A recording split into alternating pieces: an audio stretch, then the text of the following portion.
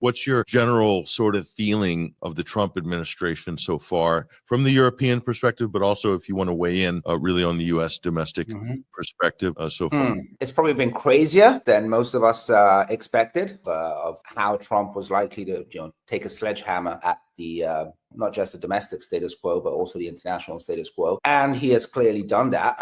I would say, even exceeding most people's expectations or fears, depending on your point of view. Putting aside Palestine and Israel, where we're simply witnessing continuity with the Biden administration in many respects. In the foreign policy arena, it's his major action so far has, of course, been taking very concrete steps to try to bring the conflict in Ukraine to an end. I mean, we're talking about potentially bringing an end to the bloodiest war on European soil since World War II, which has caused untold destruction, untold bloodshed on both sides, massive economic consequences for ordinary Europeans. Europeans should only rejoice at the prospect of that war coming to an end. And instead, we're seeing the exact opposite. We're seeing what I have recently termed peace derangement syndrome, where European leaders seem to be losing their minds at the very idea that the war in Ukraine could come to an end. Now, I'm more concerned at the moment about Europe and European leadership than I am about Trump. European leaders have staked so much on this war.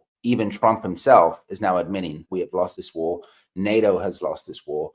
They've caused economic destruction to Europe. They've rendered Europe more geopolitically marginalized. They've made Europe into the world's laughingstock. Europe just blindly followed the US into this proxy war, despite the fact that it had nothing whatsoever to gain from it. Of course, I'm sure the individual leaders might have benefited in some way or will benefit in the future. But in terms of Europe's interest, it made no sense for Europe to follow America into this war, especially considering that wasn't just a war aimed at using Ukraine to weaken Russia. It was a war that was aimed at using this conflict also to weaken Europe and to drive a wedge between Europe, and especially Germany and Russia. Europe followed America into a war that was partly directed at Europe itself. It's hard to imagine being more of a vassal than that. European leaders, they're already not faring too well in terms of public support and just overall legitimacy and consensus. This would be political suicide for them to say, we destroyed the European economy while at the same time causing hundreds of thousands of people to die on both fronts. So they can't do that. So they have to double down because they are so delegitimized. Soaking up fears about an imminent Russian invasion is, of course, also a way of trying to